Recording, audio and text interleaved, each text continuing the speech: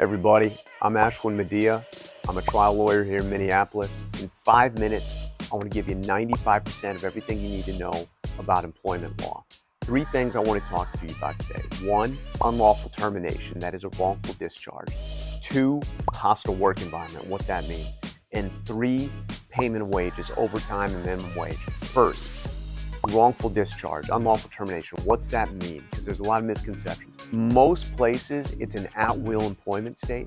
So that means your employer can hire you or fire you for any reason or no reason. What they cannot do, though, is terminate you for an illegal reason. What's an illegal reason? An illegal reason is something based usually on an intrinsic characteristic about us, like either your gender, or your age, or your disability, or your race, or your religion, or who you love.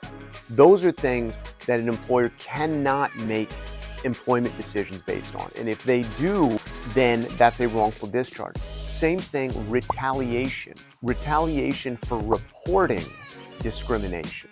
If you go to HR or your boss and say, hey, I think I'm being picked on for my race or my gender, or there's sexual harassment going on, and then you're terminated for that, that's unlawful retaliation. That's a wrongful termination. And whistleblowing retaliation, that's against the law. So if you go and say, hey, this isn't safe, this might be against the law, this might hurt people, this isn't right, and then they terminate you because they want to get rid of the squeaky wheel, that's a wrongful discharge. So generally speaking, those are the categories of unlawful termination. Can be terminated for race, gender, sex, disability, things like that. Can't be terminated in retaliation for making a good faith complaint of discrimination or unlawful activity. Second thing I wanted to talk to you about, hostile work environment. All right, here's what it does not mean. Hostile work environment is not just people are mean to you, someone's a jerk, your boss is stupid. Those things are common everywhere, but similar to the wrongful discharge, you cannot create a hostile work environment based on something you can't control. So if somebody's using racial slurs or there's sexual harassment, that is a hostile work environment. So what should you do then? You tell your boss, you tell HR, and if the company still doesn't act, then you have a hostile work environment. Third thing I want to talk to you about is payment of wages, and specifically when it comes to minimum wage and overtime.